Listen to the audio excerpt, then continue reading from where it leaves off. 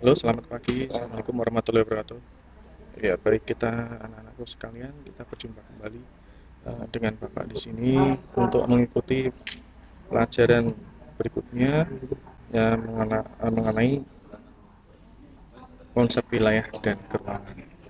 Baik, kita masuk di sini. Kita akan mulai dari konsep wilayah.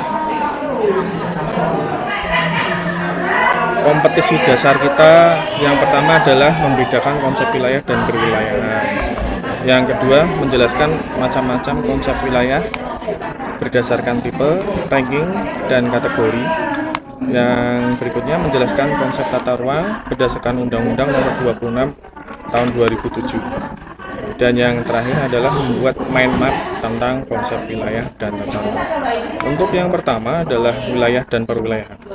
Setiap wilayah memiliki perbedaan karakteristik satu sama lain. Perbedaan karakteristik wilayah dapat didorong terjadinya hubungan saling melengkapi. Karakteristik wilayah dapat diamati melalui kondisi fisik dan manusia. Perbedaan karakteristik fisik dan manusia dapat menjadi salah satu dasar terbentuknya wilayah. Pengertian wilayah. Yang pertama, menurut Undang-Undang Republik Indonesia Nomor 26 Tahun 2007 tentang penataan ruang, wilayah adalah ruang yang merupakan kesatuan geografis beserta segenap unsur terkait yang ditentukan berdasarkan aspek administrasi dan atau aspek fungsional. Wilayah yang dibatasi berdasarkan aspek fungsional disebut kawasan. Kawasan adalah wilayah yang memiliki fungsi utama, lindung, atau budidaya.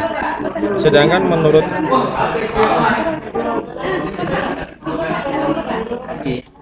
menurut Taylor, wilayah adalah bagian dari permukaan bumi yang berbeda satu dan ditunjukkan oleh sifat-sifat yang berbeda dari lainnya.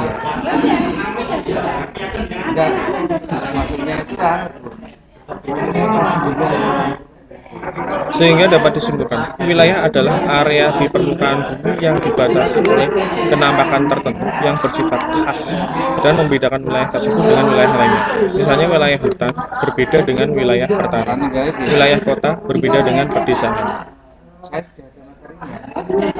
Perwilayahan yang kedua adalah regionalization, adalah suatu proses delineasi pembatasan suatu daerah atau area berdasarkan kriteria tertentu atau berdasarkan kaitan fungsional tertentu.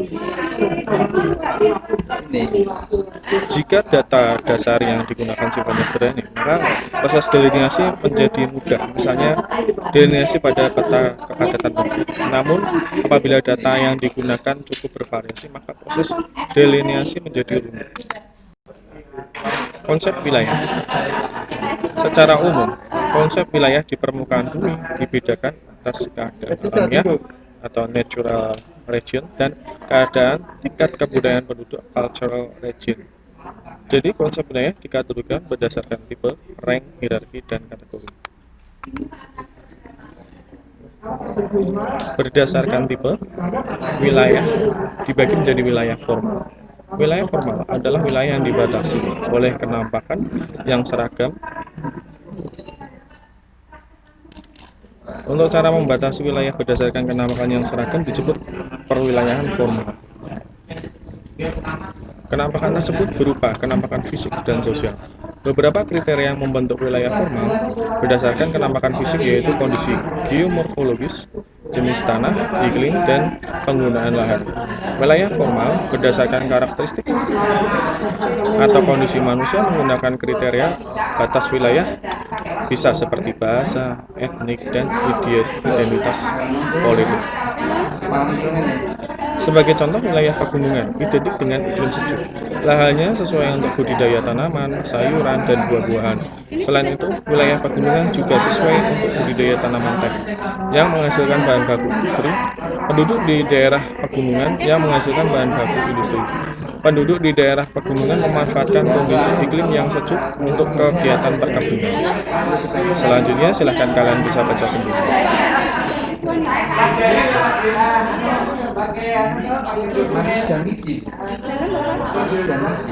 Yang berikutnya adalah wilayah fungsional, nodal region.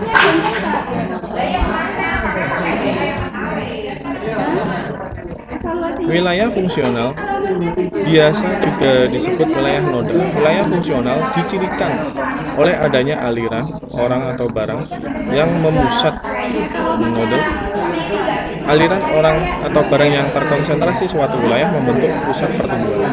Aliran orang barang juga dapat dianalisis menggunakan pendekatan antara wilayah pusat dan wilayah sekitarnya. Analisis gravitasi menggunakan pendekatan massa dan jarak. Massa dapat berupa jumlah penduduk, kesempatan kerja, dan pendapatan. Pendekatan jarak tidak hanya dapat dilihat dari jarak muka, tapi juga dari wilayah dan biaya, dari waktu dan biaya.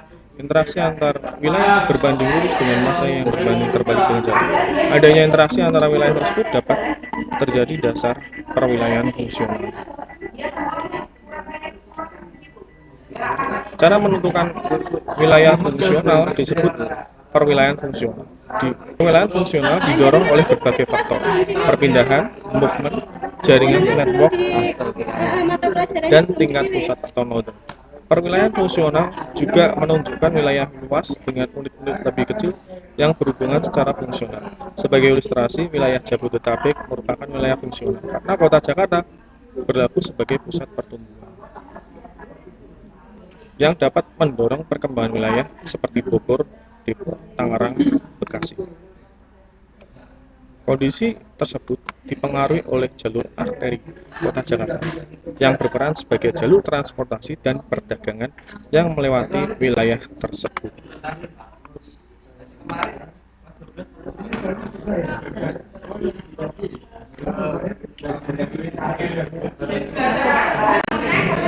Baik, cukup sekian dulu.